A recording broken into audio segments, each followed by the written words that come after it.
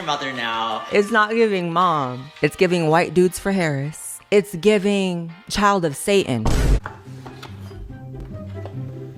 Stop eating eggs. Why is nobody talking about how detrimental? I was still entertaining a few moderates here and there sometimes. No, honey, no. Not even close. That's never goodbye. She was even entertaining a few moderates here and there. No, it's... Hi, my name is Allie, and I formerly made videos on TikTok regarding the Asian American hate crimes and what Asian Americans went through on a day-to-day basis. I've since shifted and wanted to start a YouTube channel since TikTok is set to be banned 1 month from today, and I really want to focus on pop culture and analyzing larger content creators' trends and analyze it. And if that interests you, don't forget to subscribe. And with that, I'm gonna put up a disclaimer and let's get into the video. Just like all of you guys, I've been watching YouTube for a long time. I've been growing up with it just like everyone else. And the YouTube culture and scene has definitely changed the past few years. Something that we've seen change is before COVID especially, there were hauls, tutorials, DIYs. And after COVID, we saw this really huge shift in anti-consumerism videos, the rise and fall of this company, bankruptcy. But something I've really noticed is YouTubers reacting to TikTokers and banking a lot of their views on reacting to TikTokers. Now, as a former TikToker, I would like to disclaim that this is coming from a place of bias, but that's kind of hard not to since we're all human. But at the same time, I had like a very micro platform. It wasn't a lot, but I really wanted to address this because I haven't seen anyone make a video on this. Now, before we get into why YouTubers have this really weird obsession with TikTokers, we need to get into the history of TikTok. So let's get into that. Before we get into TikTok's history, we need to go back to the OG short form video content app, Vine. Vine was shut down on January 17th, 2017 by its parent company Twitter, before being changed to X, due to struggling to generate significant revenue despite its initial popularity, and competitive apps like YouTube and Instagram adopting similar short-form video features that Vine already had. But you know what they say, when one social media platform dies, another one is sure to come. And that's exactly what happened. TikTok was originally released on September 20th, 2016. However, it was bought out by ByteDance in 2017, and it didn't start to pick up traction until late 2018 when merging with Musical.ly, becoming the most downloaded app in the United States in October of that year. It even surpassed Instagram, Facebook, and Snapchat in downloads. In 2019, TikTok started introducing opportunities for businesses to advertise and expand its user base, especially among younger demographics. The app really surged in mainstream popularity during the COVID-19 pandemic during 2020, climbing from 315 million streams at the beginning of that year to 2.6 billion by December.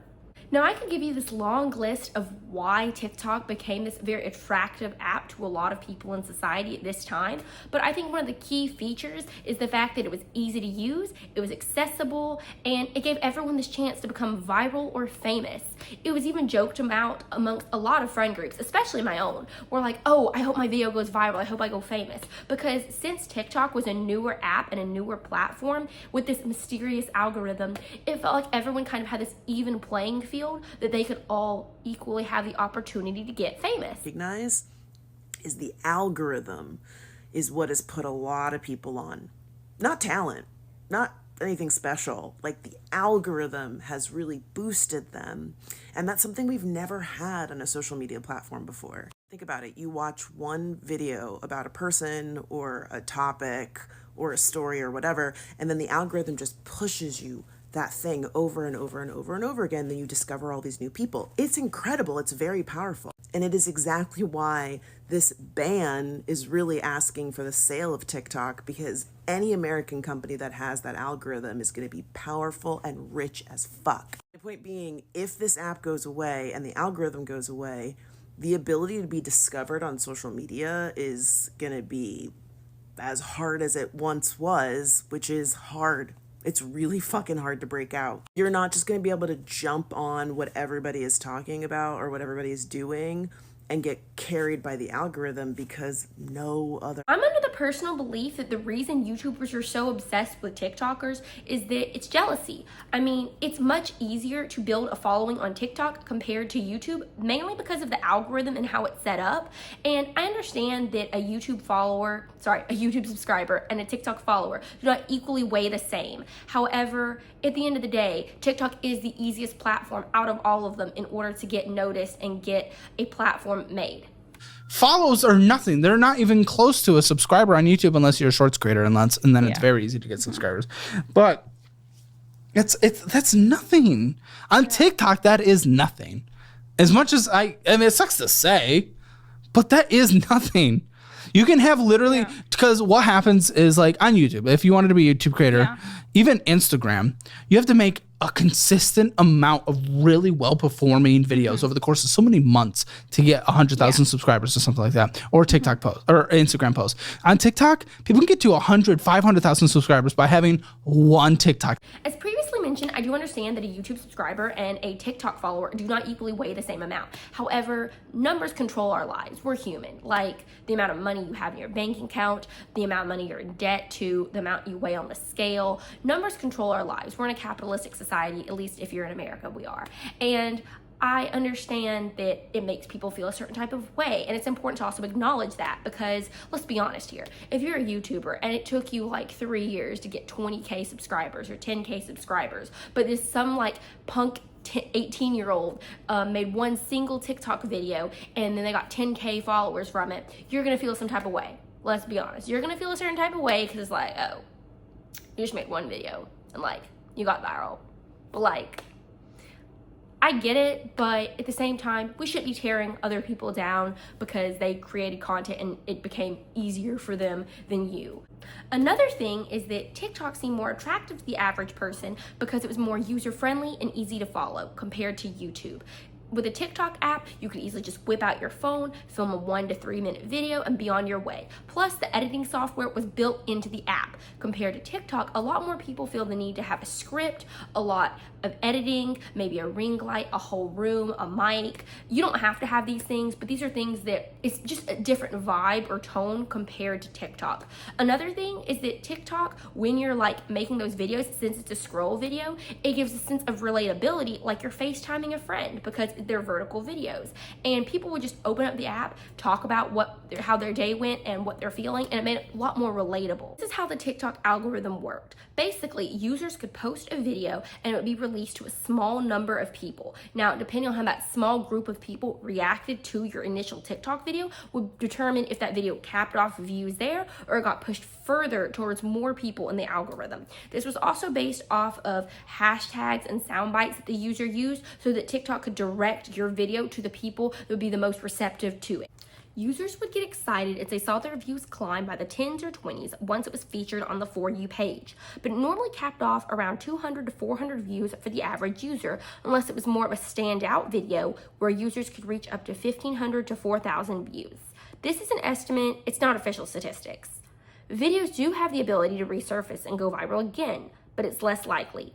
Completion rate, reposts, and shares weighed the most, followed by comments and then likes.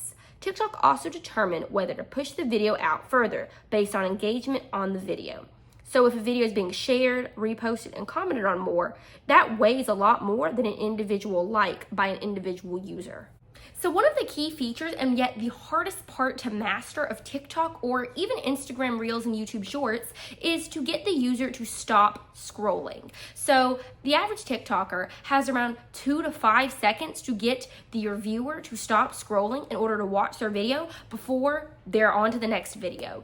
And with that being said, that makes TikTok videos in particular very favorable for YouTubers to create reaction content to it, because these TikTokers are going to be involved in rage bait, maybe staged content, faking their content just to get you to stop, saying something incredibly out of pocket to get you to stop scrolling. And that is very attractive to a YouTuber. A lot of these TikTok videos go mega viral, which garnishes the attention of these major YouTubers who will take those TikToks, throw them in their own script of their own videos, react to them, even if that YouTuber knows it's meant to be rage bait or staged, but they will present it to their audience, perceiving it as if it's literal, and that confuses the audience of what they're actually seeing. Yes, there's also a lot of stupid, ignorant people on the internet that will create insensitive content or things they didn't fully think through before posting it online. And with that being said, it's also important to remember it's not just likes, comments, and shares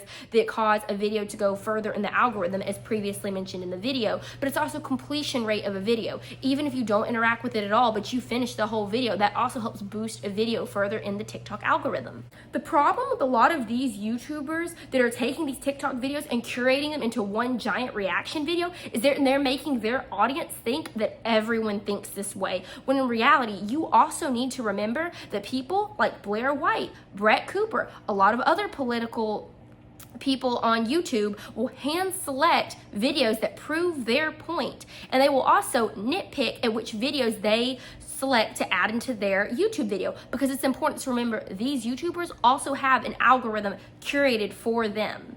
Wrong. It is okay to have video evidence to support your point. Everyone does that. But the problem with a lot of these major YouTubers fall into the trap of is creating this echo chamber where they participate in confirmation bias, which is when you take evidence that just further confirms your point and you don't try to seek out any type of evidence or any type of claims that go outside your own personal belief and personal vendetta.